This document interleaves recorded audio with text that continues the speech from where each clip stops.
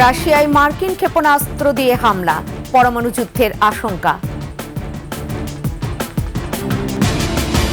96 মামলা মাথায় নিয়ে জামিনে রিজেন্ট শাহেদ, নেই সেই হাসপাতালের অস্তিত্ব। হিলি স্থলবন্দর দিয়ে বেড়েছে চালের আমদানি, বাজারে কমছে দাম।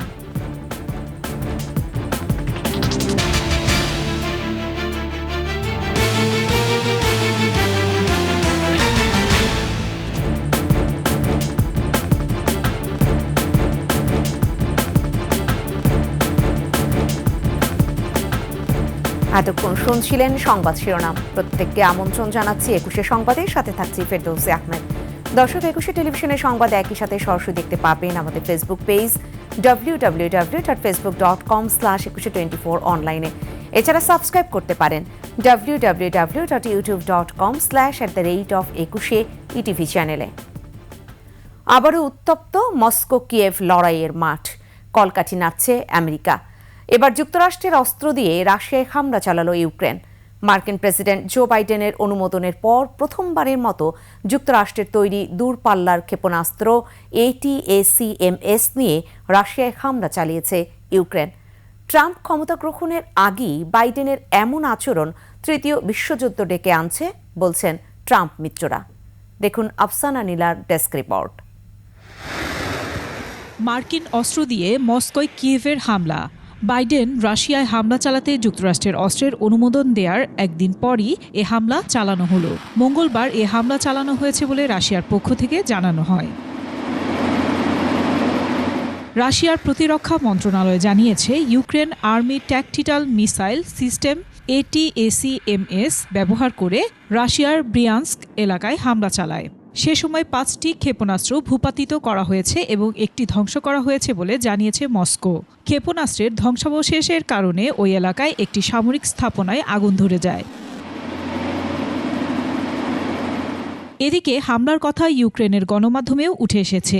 ইউক্রেনের সামরিক বাহিনী বলছে, সীমান্ত থেকে 100 কিলোমিটারের মতো দূরে কারাচেভ শহরের কাছে একটি গোলাবারুদের গুদামে হামলা হয়েছে। হামলার পর 12টি বিস্ফোরণের ঘটনা ঘটে।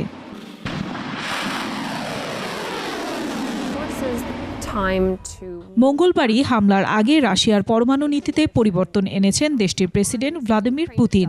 তাতে বলা হয়, পারমাণবিক শক্তিধর কোনো দেশের সমর্থন নিয়ে রাশিয়ায় ক্ষেপণাস্ত্র হামলা চালানো হলে পাল্টা জবাবে পারমাণবিক অস্ত্র ব্যবহার করতে পারবে মস্কো। এর মধ্য দিয়ে ইউক্রেনে রাশিয়ার পারমাণবিক অস্ত্র হামলা চালানোর ঝুঁকি তৈরি হয়েছে। এদিকে ইউক্রেনকে রাশিয়ার ভূখণ্ডের গভীরে যুক্তরাষ্ট্রের তৈরি দূরপাল্লার ক্ষেপণাস্ত্র ব্যবহার করে হামলার অনুমতি দেওয়ায় মার্কিন প্রেসিডেন্ট জো বাইডেনের ওপর চটেছেন ডোনাল্ড ট্রাম্পের মিত্ররা। সমালোচকদের মধ্যে ট্রাম্পের ছেলে ডোনাল্ড ট্রাম্প জুনিয়র ও মার্কিন কংগ্রেসে তার দল রিপাবলিকান পার্টির কট্টরপন্থী সদস্য সহ আরও অনেকেই রয়েছেন। আর যুক্তরাষ্ট্রের পররাষ্ট্র দপ্তরের মুখপাত্র ম্যাথিউ মিলার বাইডেনকে সমর্থন করে বলেছেন, স্বার্থ পূরণে বর্তমান সরকার মেয়াদের প্রতিটি দিন ব্যবহার করবে। আফসানা নীলা, ডেস্ক রিপোর্ট, 21 টেলিভিশন।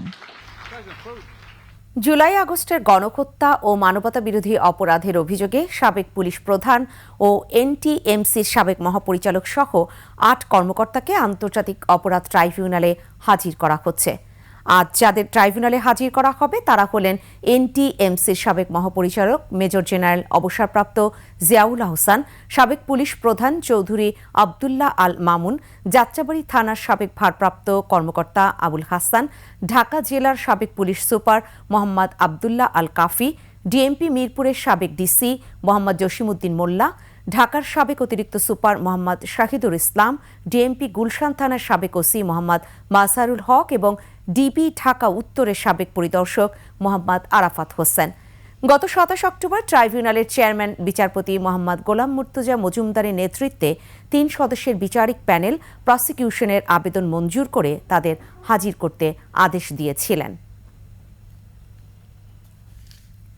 রিজেন্ট গ্রুপের কর্ণধার শাহেদ করিম, রিজেন্ট শাহেদ নামেই যাকে সবাই চেনেন, করোনা সনদ জালিয়াতি, অবৈধ অস্ত্র প্রতারণা সহ মোট 96টি মামলা তার বিরুদ্ধে।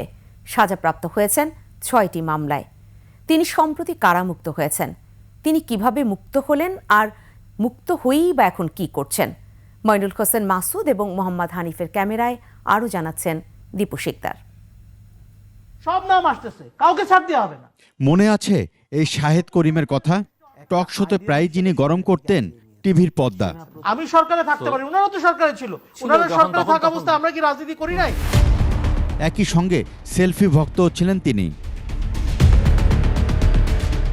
তিনি ছিলেন রিজেন্ট হাসপাতালের চেয়ারম্যান, যেই প্রতিষ্ঠানের কারণে আলোচনার তুঙ্গে আসেন তিনি। করোনার সময় ভুয়া কোভিড সার্টিফিকেট দিয়ে তার প্রতারণার বিষয়টি সামনে আসে। এক পর্যায়ে 2020 সালের 15 জুলাই সাতক্ষীরা থেকে গ্রেফতার হন রিজেন্ট শাহেদ। বন্ধ হয়ে যায় তার হাসপাতালের কার্যক্রম। এরপর এক এক করে 96টি মামলা দায়ের করা হয় তার বিরুদ্ধে। 6টি মামলায় সাজাপ্রাপ্ত হন তিনি। কারা কর্তৃপক্ষ জানিয়েছে, গত 4 সেপ্টেম্বর কেরানীগঞ্জ কারাগার থেকে মুক্ত হয়েছেন রিজেন্ট শাহেদ।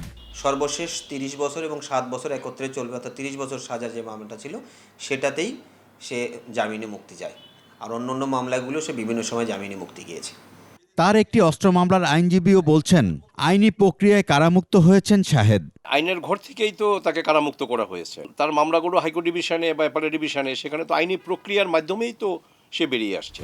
শাহেদ কারামুক্ত হবার পর কোথায় আছেন জানতে 21-এর টিমের ছুটে চলা। উত্তরার 11 নম্বর সেক্টরে 23 নম্বর সড়কে যে বাসায় ছিলেন তিনি, সেখানে তাকে পাওয়া যায়নি। তবে তার কথা মনে আছে সেখানকার অনেকের।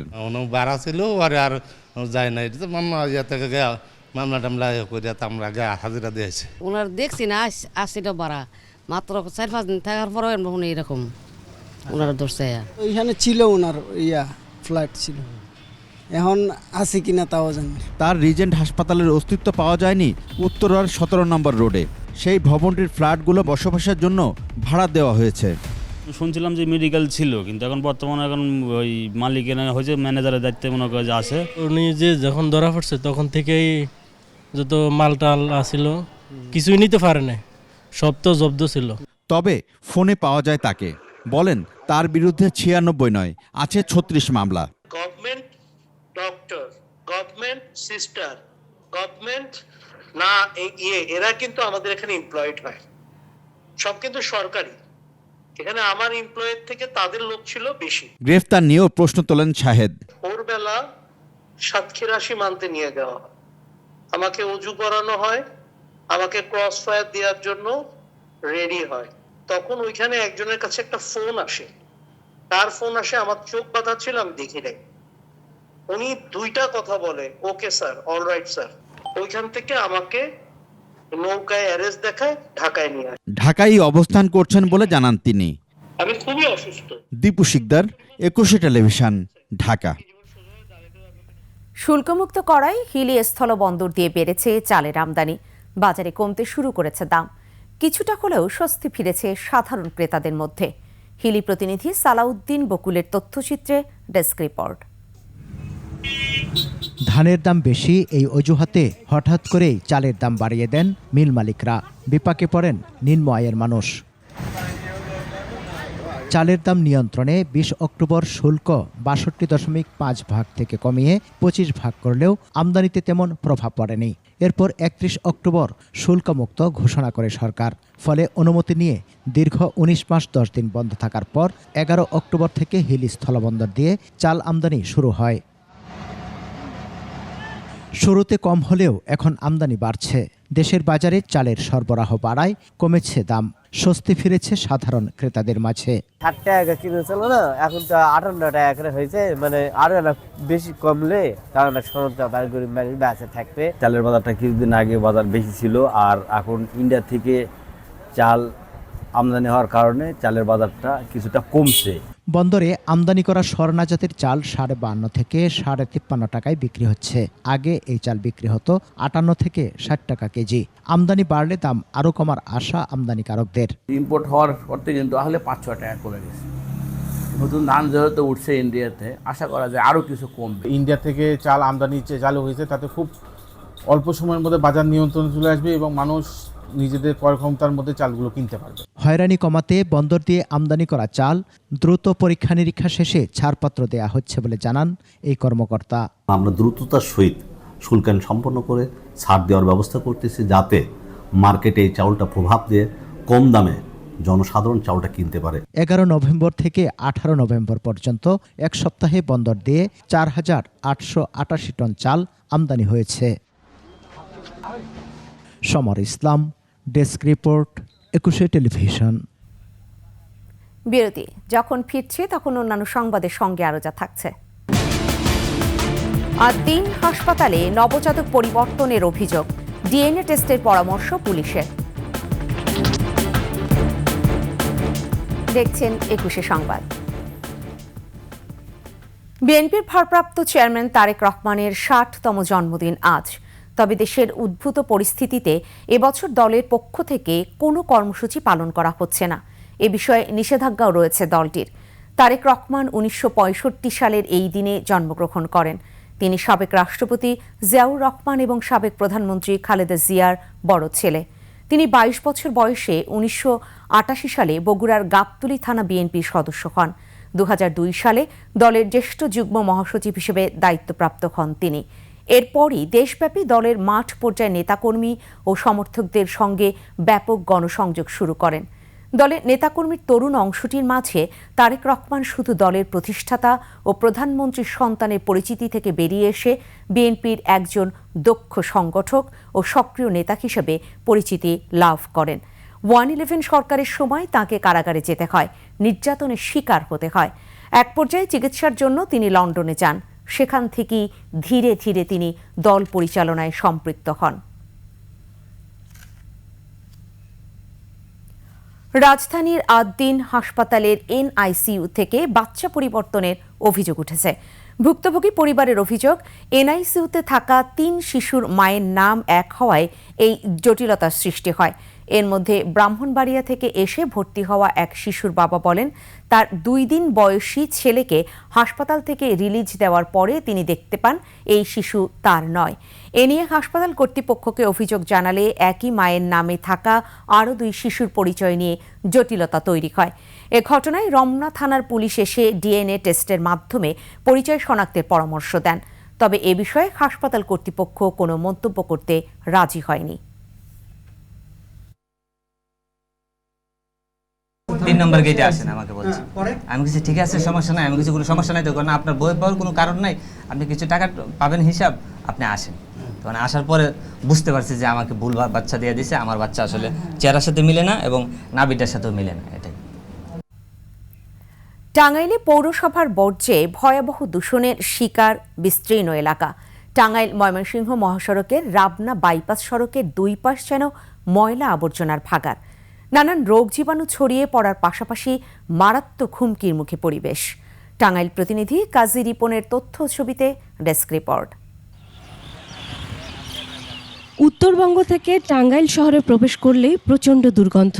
মহাসড়কের রাবনা বাইপাস যেন ময়লা আবর্জনার ভাগাড়। টাঙ্গাইলের 4 উপজেলা সহ উত্তরবঙ্গের 16 এবং ময়মনসিংহের 4 জেলার মানুষ যাতায়াত করে এই সড়কে।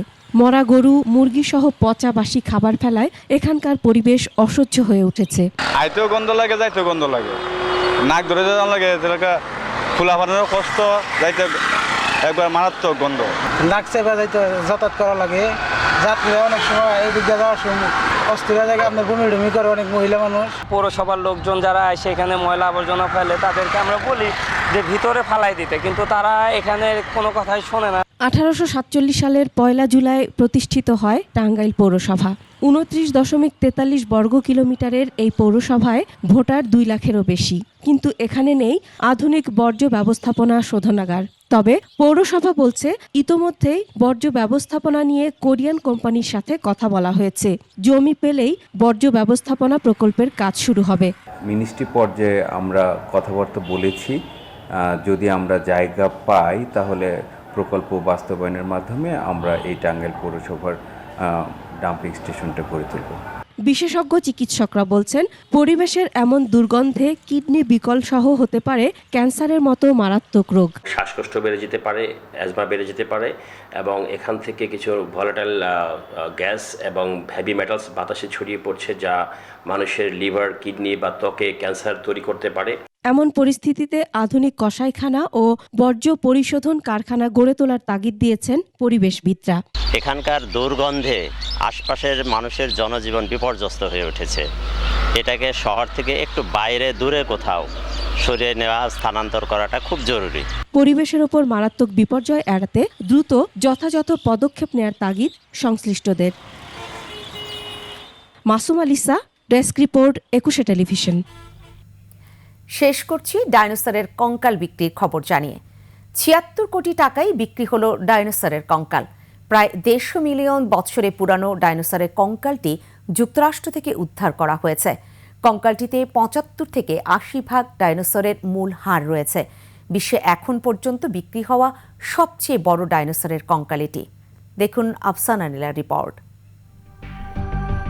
ফ্রান্সের রাজধানী প্যারিসে ৬০ লাখ ইউরোতে ডাইনোসরের কঙ্কালটি বিক্রি করা হয়, যা বাংলাদেশি মুদ্রায় প্রায় ৭৬ কোটি টাকা। শনিবার নিলামে বিক্রি হয় প্রায় ৭০ ফুটের কঙ্কালটি। তবে ক্রেতার নাম জানা যায়নি। তিনি কঙ্কালটি জাদুঘরে প্রদর্শনের জন্য অনুমতি দিয়েছেন। প্রায় ১৫০ মিলিয়ন বছরের পুরনো ডাইনোসরের কঙ্কালটি যুক্তরাষ্ট্র থেকে উদ্ধার করা হয়। কঙ্কালটিতে ৭৫ থেকে ৮০ ভাগ ডাইনোসরের মূল হাড় রয়েছে। পৃথিবীতে বসবাস করা বৃহত্তম স্থলপ্রাণীদের মধ্যে অন্যতম এই বৃহত্তম ডাইনোসরের লম্বা সরু লেজ ছিল। এই লেজ শিকারের সময় চাবুক হিসেবে ব্যবহার করা হতো। বিশ্বে এখন পর্যন্ত বিক্রি হওয়া সবচাইতে বড় ডাইনোসরের কঙ্কাল এটি, এমন তথ্যই পাওয়া গেছে নিলামকারী প্রতিষ্ঠানের ওয়েবসাইটে। জীবিত অবস্থায় প্রাগৈতিহাসিক যুগের প্রাণীটির ওজন ছিল প্রায় ২০ টন। আফসানা নীলা, ডেস্ক রিপোর্ট, 21 টেলিভিশন। শেষ করছি 21 সংবাদ। যাবার আগে সংবাদ শিরোনামগুলো জানিয়ে দিব আরও একবার। রাশিয়ায় মার্কিন ক্ষেপণাস্ত্র দিয়ে হামলা, পরমাণু যুদ্ধের আশঙ্কা। ৯৬ মামলা মাথায় নিয়ে জামিনে রিজেন শাহেদ, নেই সেই হাসপাতালের অস্তিত্ব। দিল্লি স্থলবন্দর দিয়ে বেড়েছে চালের আমদানি, বাজারে কমছে দাম।